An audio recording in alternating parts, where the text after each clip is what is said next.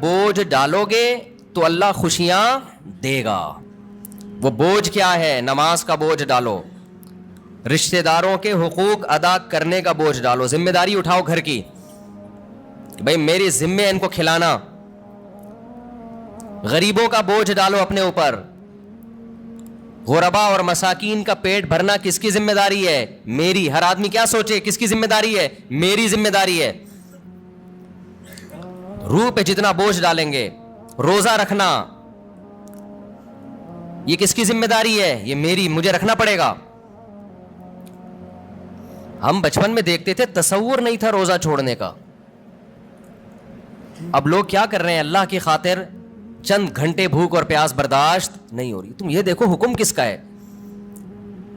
کتنے بڑے بادشاہ نے جو تمہیں پورے سال کھلاتا ہے. ہمارے لبرل لوگ نا اپنے آپ کو کافر پہ قیاس کرتے ہیں. یار انہوں نے مذہب سے بغاوت کر کے اتنی ترقی کر لی, تو ہمیں رمضان کے روزوں کی کیا ضرورت ہے؟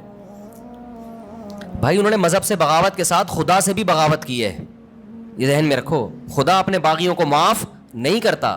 یہ تو دارالامتحان ہے. لا یغررک تقلب الذین کفروا فی البلاد. قرآن کہتا ہے جو اللہ کے نافرمان ہیں ان کی زمین میں عیش و عشرت دیکھ کر تم کبھی بھی متاثر مت ہو, یہ تمہیں دھوکے میں نہ ڈال دے. متاع قلیل, یہ دنیا کے چند دنوں کے چند ٹکے ہیں, یہ کچھ بھی نہیں ہے. ثم مأواہم جہنم, اس کے بعد ان کا ٹھکانہ کیا ہے؟ جہنم کی آگ ہے. تو ابھی سے نیت کر لے, رمضان میں انشاءاللہ بھرپور طریقے سے روزے رکھیں گے, ایک روزہ بھی ضائع نہیں کریں گے. وقتی ٹینشن ہے روزہ رکھنے میں, لیکن نبی صلی اللہ علیہ وسلم نے فرمایا للصائم فرحتان, روزے دار کو اللہ دو خوشیاں دیتا ہے. ایک خوشی تو آخرت میں ملے گی جنت کی صورت میں, ایک خوشی افطار کے وقت.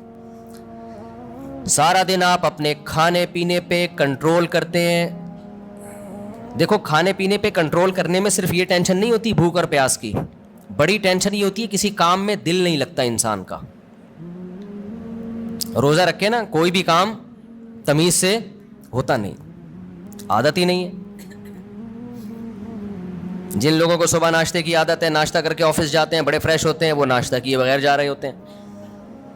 جن لوگوں کو عادت ہے شام کو سٹا لگانے کی, چائے و پینے کی, وہ بغیر چائے کے, تو زبان خشک اور وہ آہستہ آہستہ. باڈی کی تو ضرورت نہیں ہوتی اتنا کھانے پینے کی, لیکن عادت. تو لائف کہتے ہیں نا بورنگ لائف ہو جاتی ہے, بور ہونا شروع ہو جاتے ہیں, کسی کام میں دل نہیں لگ رہا. لیکن جب اللہ تعالیٰ ہمیں افطاری کے دسترخوان پہ بٹھاتے ہیں, چند نوالے پیٹ میں اترتے ہیں, کیسی طبیعت فریش ہو جاتی ہے. یہ عام دنوں میں طبیعت میں یہ لذت انسان محسوس نہیں کرتا. تو اللہ نے کیا فرمایا, نبی نے کیا فرمایا کہ ایک روزے دار کو جو خوشی ملے گی وہ آخرت میں ملے گی, اور ایک خوشی دسترخوان پہ جب وہ افطار کرتا ہے وہ بھی بڑی مزے کی خوشی ہوتی ہے. اور میں آپ سے ایک گزارش کرتا ہوں, اس کا مذہب سے براہ راست تعلق نہیں ہے, میڈیکل سائنس سے ہے, لیکن مذہب بھی صحت کو کی ترغیب دیتا ہے نا صحت بنانے کی. رمضان میں ایک کام آپ کر لیں, تھوڑا کھانے پینے پہ کیا کر لو میرے بھائی, کنٹرول کر لیں. ہوتا یہ ہے کہ صبح سحری سے لے کے رات تک مغرب تک جب ہم بھوکے پیاسے رہتے ہیں, ہماری باڈی کا فیٹ ختم ہونا شروع ہوتا ہے, باڈی نتھرنا شروع ہوتی ہے, جسم کی زکوٰۃ نکلنا شروع ہوتی ہے, جسم فریش ہونا شروع ہوتا ہے. اس کے بعد جو حساب کتاب افطار کے وقت میں پھوڑنا پھاڑنا ہوتا ہے, اس سے باڈی کی ایسی کی تیسی ہو جاتی ہے. رمضان میں ہارٹ اٹیک کے واقعات میرا خیال ہے عام دنوں سے زیادہ ہی ہوتے ہیں. بھائی اللہ میاں نے کھانے کی چھٹی دی ہے, پھوڑنے کی چھٹی.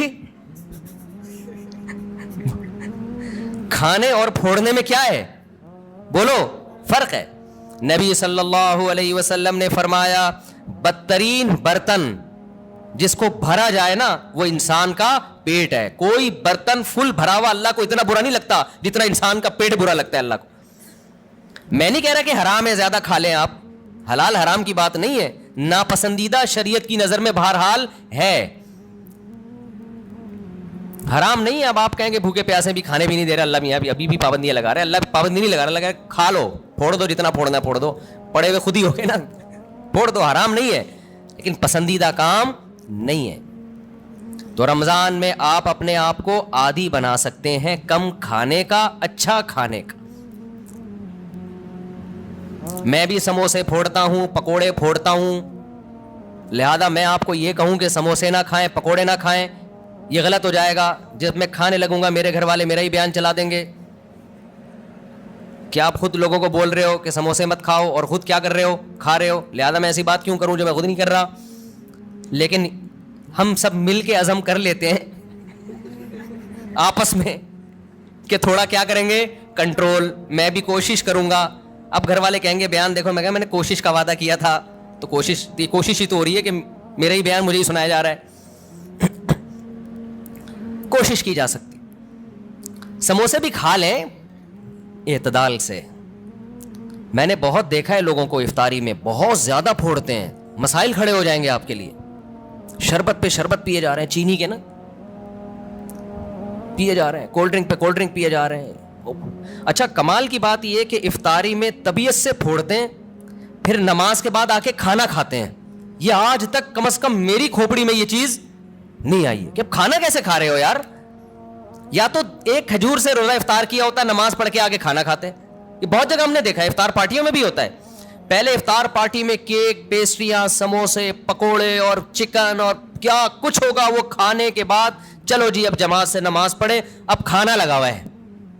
اب مجھے کہہ رہے تھے کھانا لگا دیا. کھانا یہ کیا کھایا ہم نے بھائی؟ ایک آدمی نے کم از کم 6 سموسے کھائے ہیں اور اتنے پکوڑے کھائے ہیں, تو اب کھانا کیا؟ تو لوگ کہتے ہیں کھانا روٹی سالن کو کہا جاتا ہے اور چاول کو کہا جاتا ہے. یہ جو ہم نے کھایا ہے کھانے سے پہلے, جو نماز سے پہلے افطاری میں, یہ روٹی سالن نہیں تھا. یہ سموسے, پیسٹریاں, پکوڑے اور پتہ نہیں رول اور کیا کیا چیزیں آ رہی ہیں, یہ تو وہ تھا. پیٹ جو ہے نا, پیٹ, اس کو نہیں پتا کھانے کی ڈیفینیشن ہندوستان اور پاکستان میں کیا چل رہی ہے اس وقت. پیٹ یہ دیکھتا ہے کہ اوپر سے کوئی چیز آ رہی ہے, اس کو ہضم کرنا شروع کر دو. پیٹ اسی کو کھانا کہتا ہے. نہیں آئی بات میرا خیال ہے. ایک دفعہ ہمارا پشاور جانا ہوا تو ہمارے کچھ میزبان تھے, وہ ماشاءاللہ پٹھان لوگ تو ویسے ہی بڑے سخی ہوتے ہیں. انہوں نے کیا کیا, میرے لیے نا دیسی مرغیوں کی وہ لا کے رکھ دی. دیسی مرغیاں نا روسٹ, بڑی زبردست تھی وہ, رانیں اس کی بھنی ہوئی. ہم نے پھوڑ دی. وہ ماشاءاللہ بڑے ہیوی کھانا تھا, تو میں نے اچھی طرح طبیعت سے کھا لیا, بڑا مزہ آیا. میں تو کہا ہو گیا کھانا بھائی, اتنی دیر میں اب کھانا آ رہا ہے. اب مجھ پہ نا, کیونکہ وہ پھر کھلاتے بھی زبردستی ہیں, مجھ پہ راشا تاری ہو گیا. میں نے کہا اللہ خیر کرے اب کیا ہوگا. انہوں نے کہا وہ سب کھانا. میں نے کہا بھائی ہمارے اندر تو طاقت نہیں ہے. انہوں نے کہا تمہارے باپ کو بھی کھانا پڑے گا. ان کا یہ الفاظ نہیں تھے, لیکن اسٹائل اسی قسم کا تھا. وہاں ایسا نہیں ہو سکتا کہ کھانا آئے اور آپ نہیں کھاؤ. پھر ہم نے کھایا, تھوڑا سا کھایا. تو افطاری میں کیا کر رہے ہوتے ہو بھائی؟